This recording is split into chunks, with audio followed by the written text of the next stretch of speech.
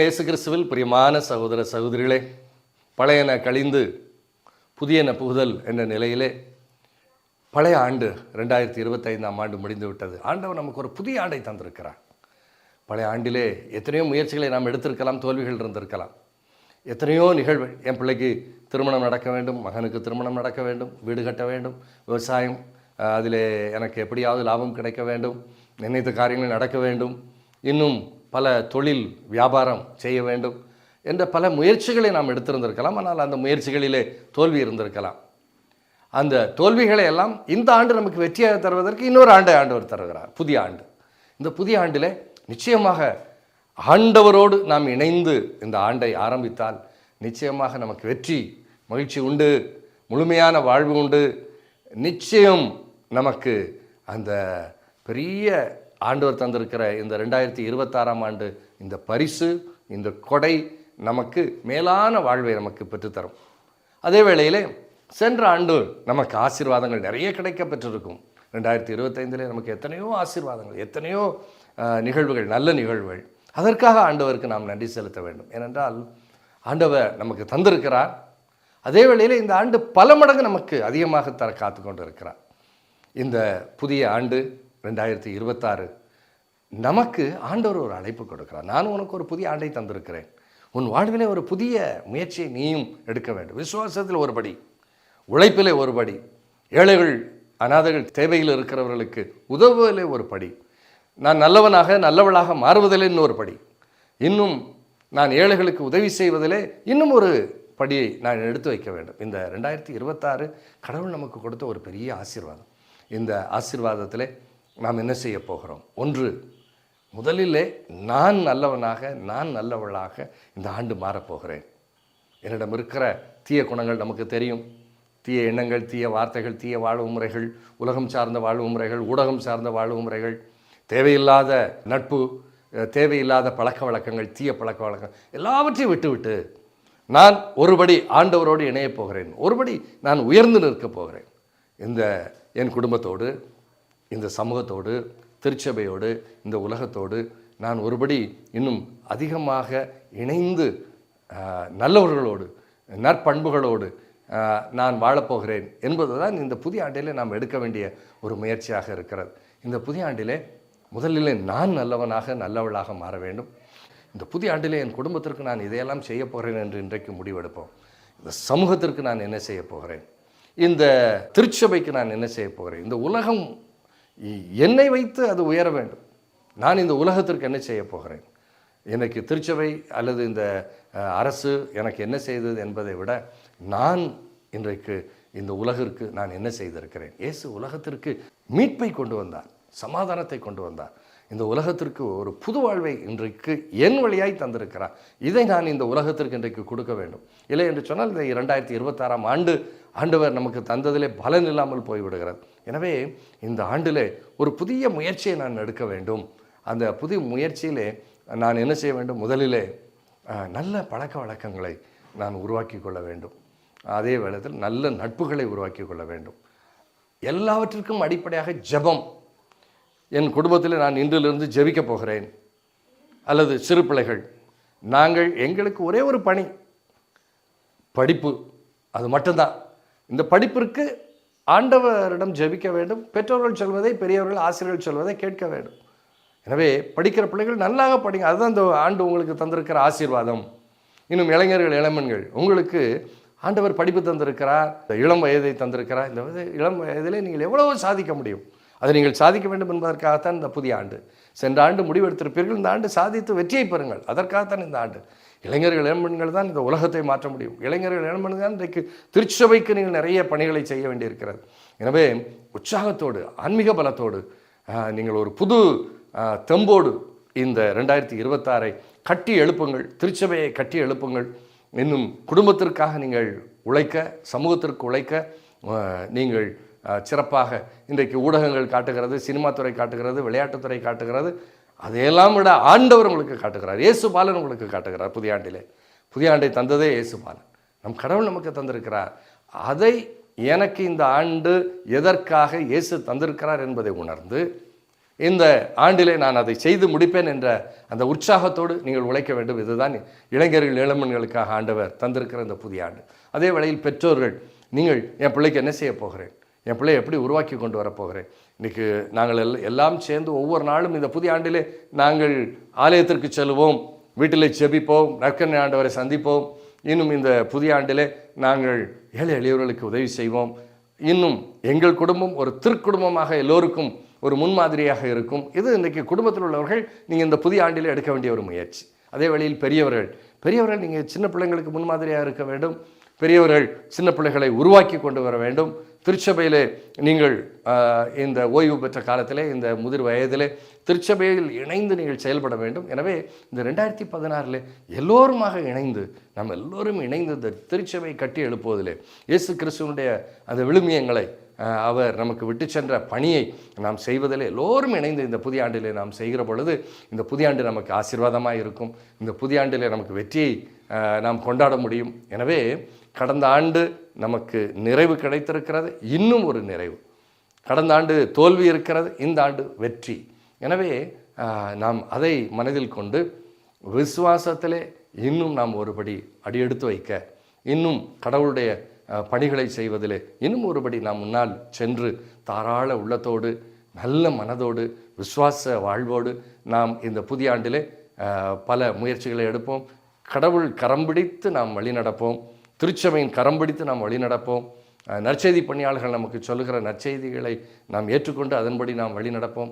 நிச்சயமாக இந்த ஆண்டு நமக்கு வெற்றியின் ஆண்டாக, மகிழ்ச்சியின் ஆண்டாக, சமாதானத்தின் ஆண்டாக, அன்பின் ஆண்டாக நமக்கு கிடைக்கப்பெறும். எனவே இந்த புதிய ஆண்டில் நான் இயேசு பாலன் வழியாக உங்களுக்காக நான் ஜெபிக்கிறேன். புதிய ஆண்டு நிச்சயமாக நமக்கு வெற்றியின் ஆண்டாகவே அமையும். ஆண்டவரோடு தொடங்குவோம், ஜெபத்தோடு தொடங்குவோம், மகிழ்ச்சியோடு தொடங்குவோம், அன்பு செய்து தொடங்குவோம். இந்த ஆண்டு நமக்கு நிச்சயமாக நிறைவை தரும். நமது வாழ்விலே இந்த 2026 நமக்கு மறக்க முடியாத ஆண்டாக, கடவுள் ஆசியை பெற்றுக்கொண்ட ஆண்டாக இருக்க உங்களுக்காக ஜெபிக்கிறேன். நீங்களும் எனக்காக ஜெபியுங்கள். கிறிஸ்துவின் மறுரூப தொலைக்காட்சி நேயர்களுக்கு புத்தாண்டு வாழ்த்துக்களை மிகுந்த மகிழ்ச்சியோடு பாலநேசனுடைய திருப்பெயரிலே நான் உங்களுக்கு தருகிறேன். இந்த ஆண்டு உங்களுக்கு வெற்றியின் ஆண்டாக அமையட்டும். இயேசு கிறிஸ்துவின் நாமத்திலே வாழ்த்துக்களும் வணக்கங்களும் நன்றிகளும்.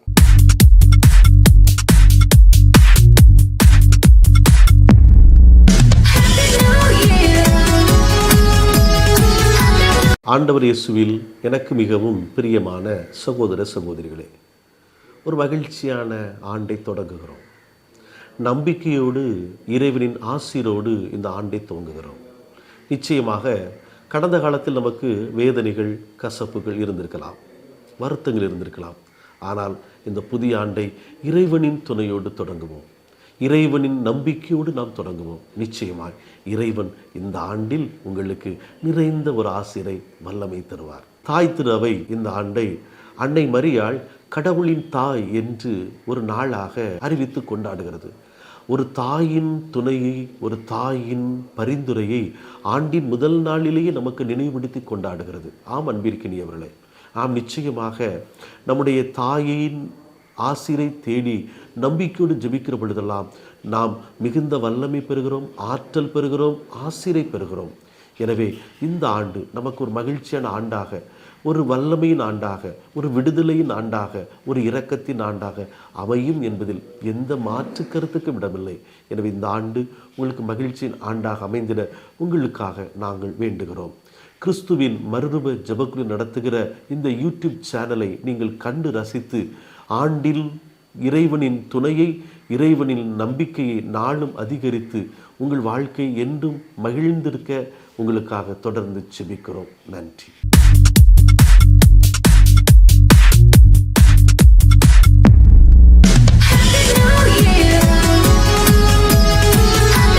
இறையேசுவில் கிறிஸ்து மறுரூப ஜெபக்குழு சொந்தங்களுக்கு இனிய புத்தாண்டு நல்வாழ்த்துக்களை தெரிவிப்பதில் மகிழ்ச்சி கொள்கிறேன். அன்பர்களே, அன்பு சொந்தங்களே, உறவுகளே, இந்த புது வருடம் கடந்த ஆண்டை விட எல்லாம் புதிதாக இருக்க வேண்டும் என்று எல்லாருக்குமே ஒரு ஆசை இருக்கும். புதிய ஆடைகள் எடுத்திருப்போம், வீடுகளை சுத்தப்படுத்தி இருப்போம். பழையன கழிதலும் புதியன புகுதலும் என்ற வாக்கிற்கேற்ப எல்லாம் புதுசு புதுசாக இருக்கணுமே நினைப்போம். ஆனால் என்னை பொறுத்தவரையில் இந்த புத்தாண்டில் நம் உறவுகளை புதுப்பிப்பவர்களாக, ஃபஸ்ட் எப்போவுமே renewal and then comes revival, நம்முடைய உறவுகளை புதுப்பிப்பவர்களாக, யாருக்கிட்டையாவது நாம் இன்னும் மனஸ்தாபப்பட்டிருந்தால் அதை புதுப்பிப்பவர்களாக, இன்னும் பேசாத உறவுகள், விட்டு போன உறவுகள் எல்லோரையும் அரவணைத்து செல்லக்கூடிய உறவுகளாக, புதிதாக கிடைக்க உறவுகள் மூலம் பழையதை விட்டுவிடும் உறவுகள் அல்ல, மாறாக புதியதையும் அரவணைத்து நம் பழைய உறவுகளையும் புதுப்பிப்பவர்களாக, ஒவ்வொரு நாளையும், ஒவ்வொரு நிமிடத்தையும், ஒவ்வொரு நேரத்தையும் புதிதாக காண்பவர்களாக. அதுதான் புது வருடம் என்று சொல்கின்ற பொழுது வெறுமனை கடந்த ஆண்டிலிருந்து புது ஆண்டுக்கு செல்வது மட்டும் அல்ல, just not an a calendar year. அதோடு நமது வாழ்வும் புதுப்பிக்கப்பட வேண்டும், நமது உறவுகள் புதுப்பிக்கப்பட வேண்டும். நாம் எடுக்கின்ற தொழில் முயற்சிகள், வேலைவாய்ப்புகள், படிப்புகள், தினமும் சந்திக்கின்ற தொழில் செய்கின்ற இடத்தில், பள்ளிக்கூடங்களில், ஆலயத்தில், சமூகத்தில் எல்லோரையும் எ நியூ லுக், ஒவ்வொரு நாளும் புதிதாக காண்பவர்களாக. எப்பொழுதும் எனக்கென்று ஒரு தாரக மந்திரம் சொல்வதுண்டு, இன்று, இப்பொழுது, இங்கே என்று ஒவ்வொரு நாளையும் நாம் புதிதாக காண வேண்டும். 2026 நாம் புதிய வருடத்திற்கு நுழையும் பொழுது வெறுமனே ஒவ்வொரு நாட்களையும் நாம் புதிதாக காண வேண்டும். உறவுகளோடு ஒவ்வொரு நாளும் நாம் காலையில் எழுந்திருக்கின்ற பொழுது புதிதாக அவர்களை பார்த்து புதிதாக காணுவது போல நாம் நம் அன்பை, மகிழ்ச்சியை புதுப்பிப்பவர்களாக இந்த புத்தாண்டு அமைய வாழ்த்துகிறேன். இந்த புத்தாண்டு பல புதுமைகளையும் அதிசயங்களையும் இறைவன் தாமே நம்மை வழி நடத்துவார். கடந்த ஆண்டை விட இன்னும் மென்மேலும் நம்மை உயர்த்து வர நம்பிக்கையோடு இந்த புத்தாண்டில் அடியெடுத்து வைப்போம். Wishing you all a happy new year.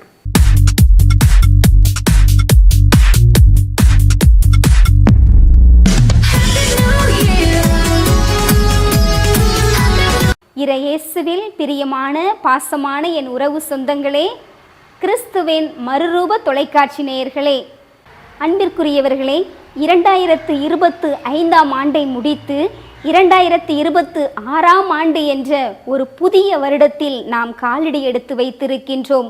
புதிய வருடம், புதிய எண்ணங்கள், புதிய சிந்தனைகள், புதிய எண்ணங்கள் என அனைத்திலும் நாம் புதிதாக இன்றைய நாளிலே மலர்ந்திருக்கின்றோம். புதிய வருடம், புதிய எண்ணம். புதிய எண்ணம் என்றால் என்ன?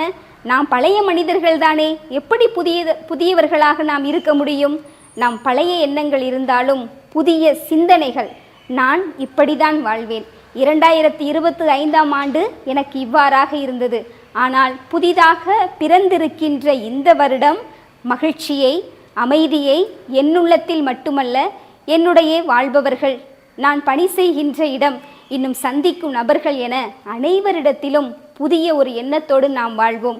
புதிய எண்ணத்தை நமதாக்கும் பொழுது இந்த புதிய வருடம் நமக்கு மட்டுமல்ல, அனைவருக்கும் ஒரு புதிய மனிதர்களாக வாழக்கூடிய சிந்தனையை தரும் என்ற நம்பிக்கையில் உங்கள் அனைவருக்கும் மனமகிழ்ந்த புத்தாண்டு வாழ்த்துக்களை தெரிவித்து மகிழ்கிறேன். புதிய எண்ணத்தோடு, புதிய சிந்தனையோடு இந்த புதிய ஆண்டில் கிறிஸ்துவின் மறுரூப தொலைக்காட்சி நேயர்களாகிய உங்கள் அனைவருக்கும் மீண்டும் ஒரு முறை புத்தாண்டு நல்வாழ்த்துக்களையும் ஜெபங்களையும் கூறி மகிழ்கிறேன். வாழ்த்துக்கள்.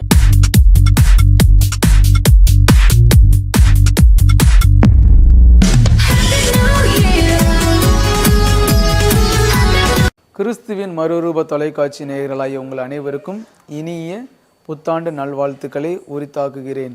பிறக்க இருக்கும் இந்த புதிய ஆண்டு எவ்வாறாக அமைய வேண்டும்? நமக்கு பல்வேறு எண்ணங்கள், இயக்கங்கள் இருக்கும். அந்த எண்ணங்கள், இயக்கங்கள் ஆண்டவருடைய பாதையில் ஒற்று போகிறதா என்று சற்று சிந்திப்போம். ஆண்டவரே என்னுடைய அடைக்கலம் என்று நம்பி வாழ்வோர்களே, அன்னை மரியாவின் பக்தர்களே, இந்த புதிய ஆண்டில் அடியெடுத்து வைக்கும் நாம் எந்த மாதிரியான ஒரு சூழலில் இருக்கிறோம்? இது வெறும் ஒரு நாள் கடந்து, அதாவது டிசம்பர் 31 ஜனவரி 1 நாம் அடியெடுத்து வைக்கிறோமா?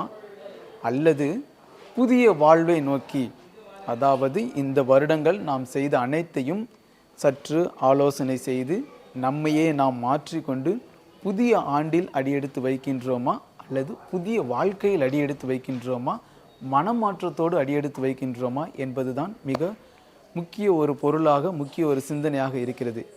இந்த ஆண்டு தொடக்க நூல் 12:2 ஆபிரகாமிடம் கடவுள் கூறியது போல, நீர் ஆசீர்வாதமாய் இருப்பாய், உன்னுடைய சந்ததியினரும் ஒரு ஆசீர் நிறைந்தவர்களாய் கூறியது போல, இந்த பிறக்க போகும் இந்த ஆண்டு நல்லதொரு ஆசீர் நிறைந்த ஆண்டாக, அருள் நிறைந்த ஆண்டாக, மகிழ்ச்சி நிறைந்த ஆண்டாக, இறைவனுடைய கரத்தை பற்றி கொண்டு அவருடைய பிள்ளைகளாக தொடர்ந்து வாழும் வரத்தை நாம் வேண்டி இந்த ஆண்டில் அடியெடுத்து வைப்போம். கிறிஸ்துவின் மறுரூப தொலைக்காட்சி நேயர்களாகிய உங்கள் அனைவருக்கும் இனிய புத்தாண்டு நல்வாழ்த்துக்களை உரித்தாக்குகிறேன். தொடர்ந்து உங்களுக்காக இந்த புதிய ஆண்டு நல்லதொரு அருளும் ஆசீரும் நிறைந்த ஆண்டாக இருக்க வேண்டும் என்று ஜெபிக்கின்றேன்.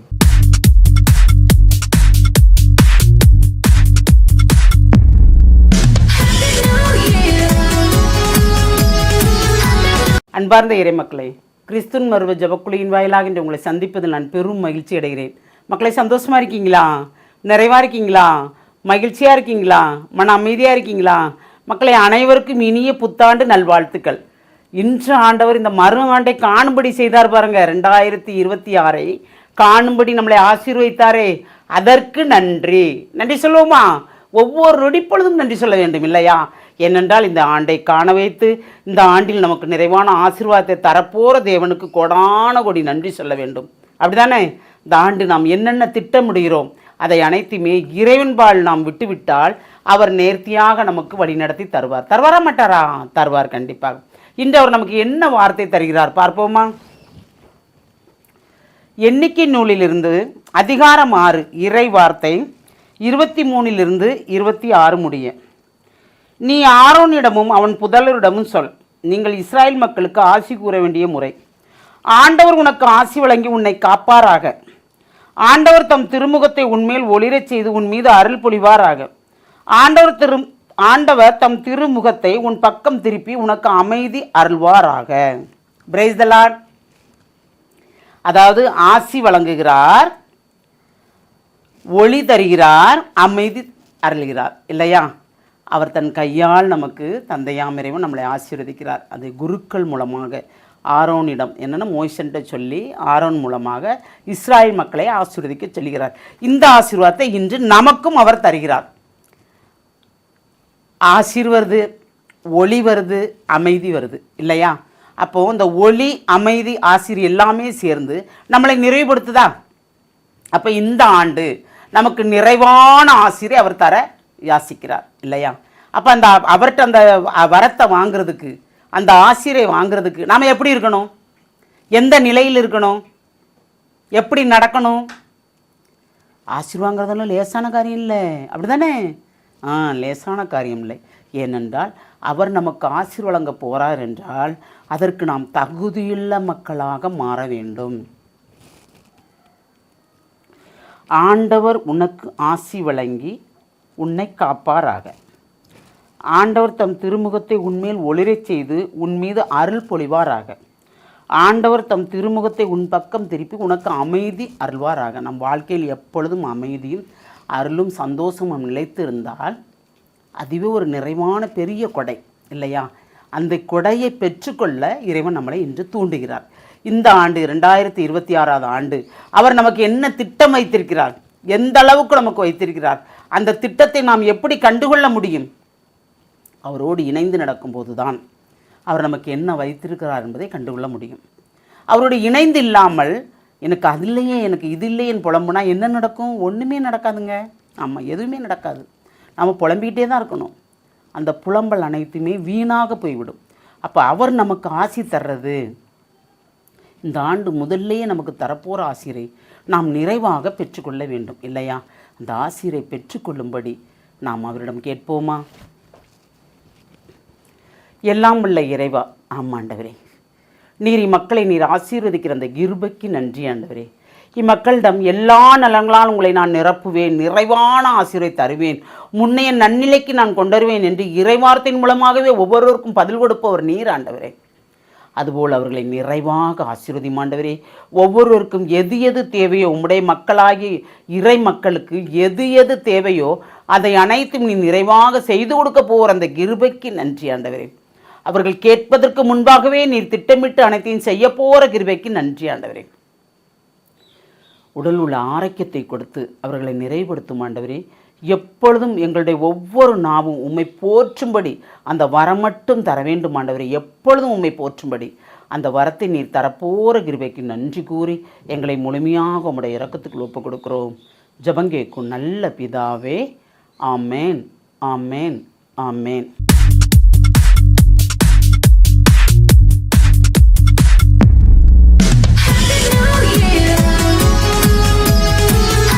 கிறிஸ்துவின் மறு ஜெபக்குழு நேயர்கள் அனைவருக்கும் புத்தாண்டு நல்வாழ்த்துக்கள். எபிரேயர் 6:14 நான் உன் மீது உண்மையாகவே ஆசி பொழிந்து உன்னை பல்கி பெருகி செய்வேன் என்கிறார் ஆண்டவர். உங்கள் இல்லங்களிலும் உள்ளங்களிலும் ஆண்டவர் மகிழ்ச்சி பெருக செய்வாராக. நேயர்கள் அனைவருக்கும் மீண்டும் இனிய புத்தாண்டு நல்வாழ்த்துக்கள்.